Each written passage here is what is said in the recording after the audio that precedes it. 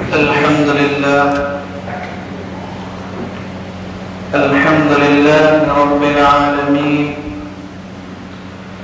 أشهد أن لا إله إلا الله وحده لا شريك له، وأشهد أن سيدنا وسندنا وإمامنا وشفيعنا ومولانا محمدا عبده ورسوله. قال الله تبارك وتعالى في القرآن الكريم: أعوذ بالله من الشيطان الرجيم. بسم الله الرحمن الرحيم. يا أيها الناس اتقوا ربكم الذي خلقكم من نفس واحدة وخلق منها زوجها وبث منهما رجالا كثيرا ونساء، واتقوا الله الذي تساءلون به والأرحام، إن الله كان عليكم رقيبا. صدق الله العلي العظيم. وقال النبي صلى الله عليه وسلم: أعظم النكاح بركة أيسره مؤونة، أو كما قال النبي صلى الله عليه وسلم.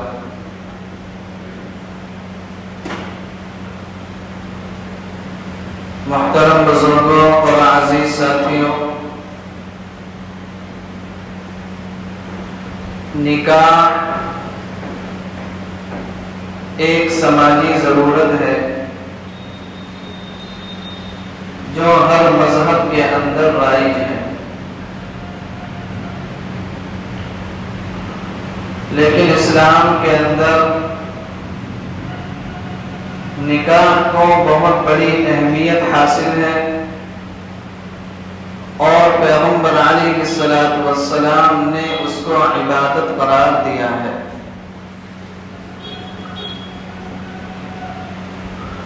دنیا کے اندر 3 طرح کے مزاج اس متعلق پائے جاتے ہیں۔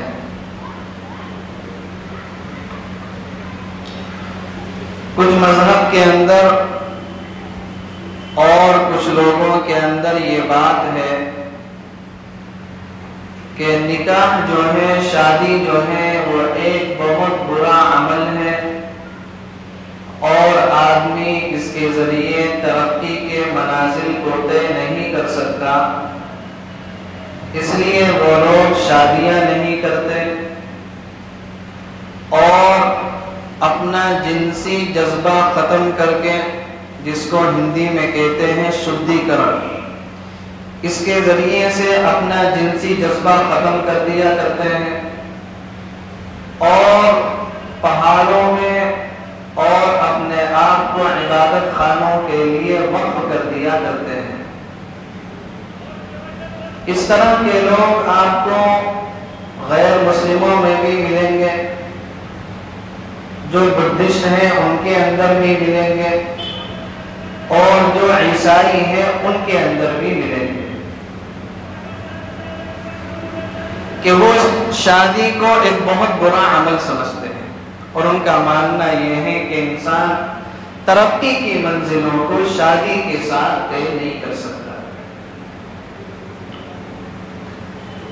کچھ مذہب والے وہ ہیں، اور کچھ لوگوں کی سوچ یہ ہے کہ شادی کرنے کا فائدہ کیا ہے، آدمی کو اپنا جنسی تسکین کو ختم کرنا ہے، وہ آدمی گرل فرینڈ کے ذریعے سے یا زنا کے ذریعے سے بھی کیا ہے، ختم کر سکتا ہے۔ تو ان کے یہاں اس چیز کی کوئی لمٹ ہی نہیں ہے، کوئی کتنی بھی عورتوں سے تعلقات رکھے، کوئی کتنی بھی عورتوں سے سمبند رکھے، کوئی کتنی بھی گرل فرینڈ رکھے، ان کو اس بات سے کوئی فرق نہیں پڑتا۔ اسلام کی جو سوچ ہے اور قرآن کی جو سوچ ہے وہ یہ کہ آدمی کو نکاح کرنا چاہیے، اس لیے کہ نکاح کرنے سے آدمی کو پاکیزگی حاصل ہوتی ہے۔ اور یہ نکاح ترقی کی منزلوں کو طے کرنے میں رکاوٹ نہیں ہے بلکہ معاون اور مددگار ہے۔ چنانچہ روایات کے اندر آتا ہے کہ 3 صحابی ہم سب کی ماں حضرت عائشہ صدیقہ رضی اللہ عنہا کی خدمت میں آئے اور آ کر پیغمبر علیہ السلام کی زندگی کے بارے میں سوالات کیے کہ آپ اپنی ازواج مطہرات کے ساتھ کیسے رہتے ہیں اور آپ عبادت کیسے کرتے ہیں۔ تو حضرت عائشہ رضی اللہ عنہا نے فرمایا کہ اللہ کے نبی نماز بھی پڑھتے ہیں، روزے بھی رکھتے ہیں، رات میں عبادت بھی کرتے ہیں اور اپنی بیویوں کے حقوق بھی ادا کرتے ہیں۔ تو وہ 3 صحابی آپس میں کہنے لگے کہ بھئی اللہ کے نبی تو بڑے اونچے مقام والے ہیں اور اللہ تعالیٰ نے تو آپ کو بڑے مرتبے عطا کیے ہیں، لیکن ہم آج سے یہ کریں گے۔ ان 3 میں سے ایک نے کہا کہ میں ہمیشہ روزے رکھا کروں گا، دوسرے نے کہا کہ میں ہمیشہ پوری رات عبادت کیا کروں گا، نمازیں پڑھا کروں گا، اور تیسرے صاحب نے کہا کہ میں شادی نہیں کروں گا، کہ نکاح کروں گا تو بیوی کی ضروریات، اس کے متعلقات کو پورا کرنا پڑے گا، جس سے میں صحیح طریقے سے عبادت کو انجام نہیں دے سکتا، اس لیے میں شادی نہیں کروں گا، نکاح نہیں کروں گا۔ تھوڑی دیر کے بعد اللہ کے پیارے حبیب صلی اللہ علیہ وسلم گھر میں تشریف لائے تو حضرت عائشہ رضی اللہ عنہا نے اللہ کے نبی کو یہ پورا واقعہ سنایا کہ 3 لوگ آئے تھے اور آپ کے بارے میں کچھ سوالات کیے تھے اور انہوں نے یہ ارادہ کیا ہے۔ اللہ کے نبی نے تینوں کو بلا لیا اور تینوں کو بلانے کے بعد فرمایا کہ دیکھو میں نمازیں بھی پڑھتا ہوں، روزے بھی رکھتا ہوں، رات میں اللہ کی عبادت بھی کرتا ہوں اور بیویوں کے حقوق بھی ادا کرتا ہوں، لہذا تم نے جو ارادے کیے ہیں ان کو توڑو اور ایسا کرنے کی تمہیں اجازت نہیں ہے۔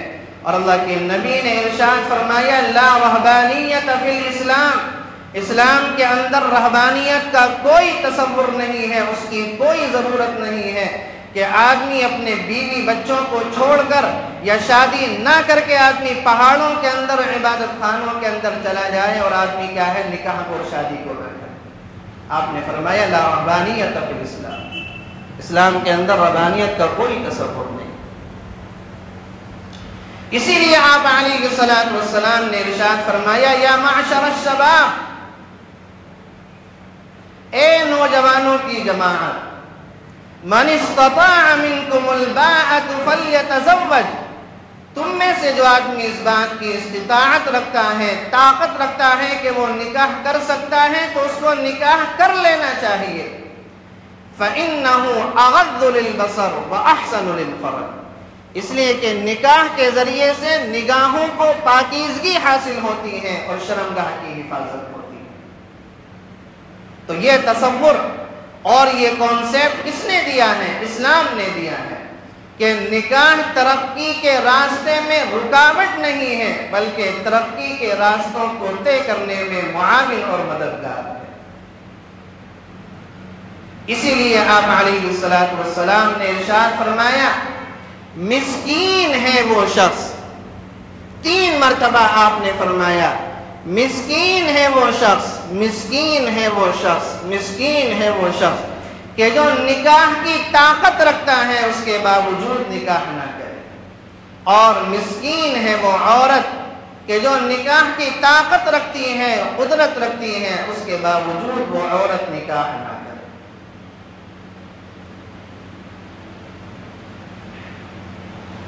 حدیث شریف کے اندر پیغمبر علیہ الصلوۃ والسلام نے نکاح نہ کرنے پر سخت تنبیہ ارشاد فرمائی ہے، اور آپ علیہ الصلوۃ والسلام نے نکاح کرنے کی حوصلہ افزائی فرمائی۔ نکاح کوئی معمولی چیز نہیں ہے، عبادت کی چیز ہے۔ پیغمبر علیہ الصلوۃ والسلام نے اس کو عبادت کا ذریعہ قرار دیا ہے، اور عبادت کے ساتھ ساتھ آپ علیہ الصلوۃ والسلام نے نکاح کے بارے میں فرمایا اعظم النکاح برکتا ایسرہ مؤونۃ، کہ سب سے بابرکت نکاح وہ ہوتا ہے جس میں خرچہ کم ہو، جو بالکل آسانی کے ساتھ اور سادگی کے ساتھ انجام دیا جائے، یہ سب سے بابرکت نکاح ہوتا ہے۔ اور پیغمبر علیہ الصلوۃ والسلام نے اور اس امت کے بزرگوں نے اس کام کو کر کے دکھلایا ہے کہ جس نکاح کو سادگی کے ساتھ انجام دیا جاتا ہے، جس نکاح کو آسانی کے ساتھ اور کم خرچ کے ساتھ انجام دیا جاتا ہے، اللہ تعالیٰ کی برکتیں اور اللہ تعالیٰ کی مدد اسی نکاح کے ساتھ ہوا کرتی ہے۔ چنانچہ حضرت عمر بن خطاب رضی اللہ عنہ رات کے وقت میں گشت کر رہے ہیں، ایک گھر سے آواز آتی ہے کہ بیٹی دودھ میں پانی ملا دو، تو بیٹی نے کہا کہ امی جان، امیر المؤمنین عمر بن خطاب کے سخت آرڈر ہے کہ دودھ کے اندر پانی نہیں ملایا جائے گا۔ تو اس کی ماں کہنے لگی کہ بیٹی رات کی اس تنہائی میں کہاں امیر المؤمنین موجود ہیں؟ تو اس بیٹی نے جواب دیا کہ امی جان، اگر عمر نہیں دیکھ رہا ہے تو عمر کا خدا تو دیکھ رہا ہے۔ عمر بن خطاب رضی اللہ عنہ نے اس گھر پہ نشان لگایا، صبح کو اپنے غلام اسلم کو بھیجا، کہا کہ ماں اور بیٹی دونوں کو بلا کر لے کر آؤ۔ دونوں کو لایا گیا۔ حضرت عمر بن خطاب رضی اللہ عنہ نے اپنے بیٹوں کو بلایا اور بلانے کے بعد فرمایا کہ دیکھو، اگر میں نکاح کر سکتا تھا تو میں اس لڑکی کے ساتھ ضرور نکاح کرتا، لیکن مجھے اس وقت نکاح کی کوئی خواہش نہیں ہے، لہذا اگر تم میں سے کوئی نکاح کرنا چاہے تو اس لڑکی کے ساتھ نکاح کر سکتا ہے، اس لیے کہ اس کے مزاج میں اللہ تعالیٰ نے دینداری رکھی ہے۔ تو ان کے بیٹوں نے منع کر دیا اور کہا کہ ابو جان، ہم میں سے ہر ایک کا نکاح ہو چکا ہے، ہمیں ضرورت نہیں ہے۔ ان کے ایک بیٹے تھے، ان کا نام تھا عاصم، ان کا نکاح نہیں ہوا تھا۔ کہا کہ ابو جان، میں اس لڑکی کے ساتھ نکاح کرنا چاہتا ہوں۔ حضرت عمر بن خطاب رضی اللہ عنہ نے اسی مجلس کے اندر نکاح پڑھوا دیا۔ بیٹے نے باپ سے پوچھا نہیں کہ لڑکی کون ہے، کہاں کی ہے، کیسی ہے، دکھنے میں کیسی ہے، اس کے گھر والے کیا کیا چیزیں دے رہے ہیں، یہ سوال نہیں کیا۔ باپ نے جب کہہ دیا تو سو کہہ دیا، اس لیے کہ کوئی بھی ماں باپ اپنی اولاد کے بارے میں برا نہیں سوچتے۔ آج کل تو یہ ماحول ہے کہ پہلے ہی سوشل میڈیا کے ذریعے سے آپس میں دوستیاں ہو جاتی ہیں، آپس میں تعلقات ہو جاتے ہیں اور آپس میں وعدے وعید ہو جاتے ہیں، اور اس کے بعد ماں باپ سے کہا جاتا ہے کہ میں شادی کروں گا تو اسی لڑکی کے ساتھ کروں گا، ورنہ میں شادی نہیں کروں گا۔ حالانکہ جو رشتے والدین کی رضامندی سے ہوتے ہیں، والدین کے ذریعے سے ہوتے ہیں، ان رشتوں میں پاسداری بھی ہوتی ہے، پختگی بھی ہوتی ہے، ورنہ اپنی مرضی سے اور اپنی پسند سے جو شادی ہوتی ہے، چند دنوں کے بعد جب عشق کا بھوت اترتا ہے اور جب جنسی خواہش کے اندر جب کمی آتی ہے تو تب دال آٹے کا پتہ چلتا ہے۔ والدین کی رضامندی سے جو شادی ہوتی ہے وہی پختگی کے ساتھ ہوتی ہے اور اسی کے اندر پاسداری ہوتی ہے۔ تو ان کے بیٹے نے نکاح کر لیا۔ عمر بن خطاب رضی اللہ عنہ سے ان کے بیٹے نے کچھ نہیں کہا کہ لڑکی کون ہے، کہاں ہے، کیسی ہے، کیا مل رہا ہے، کچھ نہیں۔ باپ نے کہہ دیا تو سو کہہ دیا، نکاح ہو گیا۔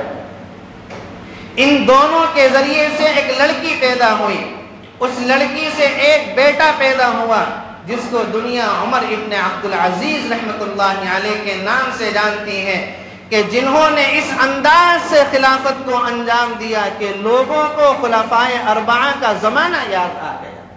اس انصاف کے ساتھ اور اس شاندار نظام کے ساتھ انہوں نے اپنی حکومت کو چلایا۔ تو کیا پتہ چلا؟ برکتیں اسی نکاح کے اندر ہوتی ہیں جنہیں سادگی کے ساتھ انجام دیا جاتا ہے۔ اس امت کے ایک بہت بڑے بزرگ گزرے ہیں، حضرت سعید بن مسیب رحمۃ اللہ علیہ بہت بڑے محدث اور بہت بڑے فقیہ، حضرت کا روزانہ درس ہوا کرتا تھا۔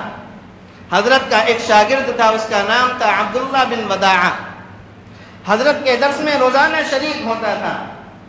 ایک مرتبہ درس کے اندر نہیں آیا تو حضرت نے اپنے شاگردوں سے پوچھا کہ عبداللہ کہاں ہے؟ تو نہیں پتا چلا، ایک دن نہیں آئے، 2 دن نہیں آئے، 3 دن نہیں آئے۔ جب چوتھے دن عبداللہ بن وداعہ درس کے اندر شریک ہوئے تو حضرت سعید بن مسیب نے اپنے اس شاگرد سے پوچھا کہ بیٹا تم کہاں رہے، 3 دن تم پڑھنے کے لیے نہیں آئے؟ تو ان کے شاگرد نے جواب دیا کہ حضرت میری بیوی کا انتقال ہو گیا اور لوگ تعزیت کے لیے 3 دن آتے رہے، میں ان لوگوں کے اندر لگا رہا۔ آج جب چوتھا دن ہے تو میں نے سوچا کہ درس کا ناغہ ہوگا، تو اس لیے میں آپ کی خدمت کے اندر تشریف لے آیا۔ حضرت سعید بن مسیب رحمۃ اللہ علیہ نے اس شاگرد سے پوچھا کہ کیا تم دوسرے نکاح کی خواہش رکھتے ہو؟ تو عبداللہ بن وداعہ نے کہا کہ حضرت آپ کو یہ بات معلوم ہے کہ پورے مدینے کے اندر مجھ سے زیادہ غریب کوئی نہیں ہے، نہ میرے پاس پیسے ہیں نہ میرے پاس مکان ہے، مجھے کون لڑکی دے گا، مجھ سے کون لڑکی شادی کرے گی؟ حضرت سعید بن مسیب رحمۃ اللہ علیہ نے کہا کہ اگر میں اپنی بیٹی فاطمہ کا نکاح تم سے کر دوں تو تم قبول کرو گے؟ سعید بن مسیب رحمۃ اللہ علیہ کی بیٹی جو محدث بھی ہے، فقیہ بھی ہے، عالمہ بھی ہے، حافظہ بھی ہے، اس سے نکاح کرنے کو کون منع کرے گا؟ حالت تو یہ تھی، اس وقت کا جو بادشاہ تھا جس کا نام عبد الملک بن مروان تھا، اس نے سعید بن مسیب سے کہا تھا کہ میں اپنے بیٹے ولید کا نکاح تمہاری بیٹی کے ساتھ کروں گا، اور ولید وہ تھا جو عبد الملک بن مروان کے بعد وہ اس وقت ولی عہد تھا، اس کو بعد میں بادشاہ بننا تھا۔ تو سعید بن مسیب نے صاف انکار کر دیا تھا کہ میں آپ کے بیٹے کے ساتھ اپنی بیٹی کا نکاح نہیں کروں گا۔ اس وجہ سے ولید نے حضرت سعید بن مسیب کے 100 کوڑے بھی لگوائے تھے، رشتے کا انکار کرنے کی وجہ سے۔ ہمارے آج کل کے زمانے میں اگر کسی جگہ کا MLA یا کسی جگہ کا MP خود کہیں کہ میں اپنے لڑکے کا تمہاری لڑکی کے ساتھ نکاح کرنا چاہتا ہوں تو پھولے نہیں سمائے گا، پھول کے کپا ہو جائے گا۔ پورے محلے کے اندر گاتا پھرے گا MLA کے بیٹے کا اور MP کے بیٹے کا کیا ہے رشتہ آیا ہے، چاہے وہ جواری ہو، شرابی ہو، بدکار ہو، زانی ہو، کچھ بھی ہو، لیکن کہتے ہیں نا کہ پیسہ جو ہے وہ سارے عیب چھپا دیتا ہے۔ رشتہ جب مالدار کے گھر سے آتا ہے نا تو استخارہ فوراً ہو جاتا ہے، اور جب رشتہ کسی غریب کے یہاں سے آتا ہے تو پھر استخارے میں اس کا نام بھی نہیں آتا، یہ بات یاد رکھنا۔ پھر استخارہ کہہ کے کیا اس کو ٹال دیا جاتا ہے کہ استخارہ کریں گے اور دیکھیں گے۔ لیکن جیسے کہ مالدار کا رشتہ آیا، پتہ چلا کہ بنگلہ بھی ہے، کوٹھی بھی ہے، کار بھی ہے، اور لڑکے کا اپنا کاروبار ہے، چاہے اس کے کتنی لڑکیوں سے تعلقات ہوں، چاہے سگریٹ پیتا ہو، چاہے شراب پیتا ہو، چاہے نشہ کرتا ہو، چاہے جوا کھیلتا ہو، کچھ بھی کرتا ہو، تو فوراً ہاں ہو جائے گی کہ جی کوئی بات نہیں، سب ٹھیک ہو جائے گی، لڑکی سب سدھار دے گی، پیسہ سارے عیب چھپا دیتا ہے۔ تو پورے محلے کے اندر گاتا پھرتا MLA کی بیٹی کا کیا ہے رشتہ، اور اگر وزیر اعظم کے بیٹے کا رشتہ آ جائے تو پھر تو پوچھنی کیا ہے، پھر تو ساتوں آسمان کی خوشی کے ذریعے سے سیر ہو جائے۔ لیکن سعید بن مسیب رحمۃ اللہ علیہ نے صاف انکار کر دیا کہ نہیں، اپنی بیٹی کا نکاح آپ کے لڑکے کے ساتھ نہیں ہو سکتا۔ اور نکاح کس کے ساتھ کیا؟ عبداللہ بن وداعہ اپنے شاگرد کے ساتھ کیا، کہ جس کی ایک بیوی کا انتقال بھی ہو چکا ہے، اس کے پاس نہ مکان ہے نہ پیسہ ہے، ہاتھوں ہاتھ اسی مجلس کے اندر نکاح پڑھا دیا۔ عبداللہ بن وداعہ جس مکان کے اندر کرائے پر رہتے تھے وہاں پر آ گئے، روزے کی حالت میں تھے، افطار کے لیے بیٹھے ہوئے تھے، کسی نے دروازہ کھٹکھٹایا، دروازے پر کھول کر اس کو دیکھا تو پتہ چلا کہ سعید بن مسیب اپنی بیٹی کے ساتھ کھڑے ہوئے ہیں۔ کہا کہ حضرت آپ؟ کہا کہ میں نے یہ سوچا کہ جب تمہارا نکاح ہو چکا ہے اور تمہارا میں نے نکاح پڑھا دیا ہے تو میں نے یہ سوچا کہ یہ بات مناسب نہیں ہے کہ تم رات اپنی بیوی کے بغیر گزارو، لہذا تمہاری رخصتی ہاتھوں ہاتھ کر دینی چاہیے۔ اور عبداللہ بن وداع نے کہا تھا کہ حضرت میرے پاس تو مہر کے لیے پیسے بھی نہیں، کہا کہ اس کی کوئی ضرورت نہیں ہے، مہر تمہارا میں ادا کروں گا، یہ لو 20,000 درہم، اس سے کاروبار بھی کرنا، اپنے لیے مکان بھی خریدنا۔ چنانچہ لڑکی کو عبداللہ سعید بن مسیب نے اپنے شاگرد کے حوالے کیا اور ساتھ میں ایک ڈنڈا بھی دیا، کہا کہ اگر یہ پریشان کرے اور اگر یہ تمہاری نافرمانی کرے تو اس کے ذریعے سے اس کی اصلاح کرنا، ساتھ میں ڈنڈا بھی دیا، اس کے ذریعے سے کیا کرنا ہے، اس کی اصلاح کرنا۔ اللہ اللہ، آج کل کے ماں باپ تو لڑکیوں کو موبائل دے رہے ہیں اور کہہ کے بھیجتے ہیں کہ اگر کچھ کہے نا تو فوراً بتا دینا، بس کچھ کہیں تو فوراً بتا دینا۔ پتہ چلا کہ گھر کے اندر شوہر سے کوئی بات ہوئی، لڑکی نے ایک بات اپنی ماں سے کہی 3 حاشیے لگا کر، ماں نے اس بات کو اپنے شوہر سے کہا 6 حاشیے لگا کر، اور جب وہ بات آدمی کے پاس پہنچتی ہے تو پھر کیا ہے، گھر بگڑتے ہیں، پھر گھروں کے اندر ناچاقیاں ہوتی ہیں، پھر کیا ہے، طلاقیں ہوتی ہیں، پھر کورٹ کچہری ہوتی ہے۔ یہ کس وجہ سے ہوتا ہے؟ ماں لڑکی کو سکھا کے بیچتی ہے، کوئی ضرورت نہیں ہے ساس نندوں کی خدمت کرنے کی، پہلی جا کے اپنے قبضے میں کر لینا اور الگ گھر کی کوشش کرنا کہ الگ لے کے تجھے چلا جائے، چاہے کرائے پر لے لے، لیکن ساس کو زیادہ منہ لگانے کی ضرورت نہیں ہے، سسر کو زیادہ منہ لگانے کی ضرورت نہیں ہے، نندوں کے زیادہ لاڑ اٹھانے کی ضرورت نہیں ہے، الگ رہنے کی کوشش کرنا، اپنے قبضے میں کیا ہے اس کو کر لینا۔ وہ لوگ ہم سے زیادہ عقل مند تھے کہ سعید بن مسیب رحمۃ اللہ علیہ نے ساتھ میں ڈنڈا دیا کہ اگر یہ پریشان کرے تو اس کی اس سے اصلاح کرنا۔ بعد میں حضرت نے اپنے شاگرد سے پوچھا کہ تم نے میری بیٹی کو کیسا پایا؟ کہا کہ آپ کی بیٹی ماشاءاللہ بہت متقی ہے، بہت پرہیزگار ہے اور میرا بہت خیال رکھتی ہے۔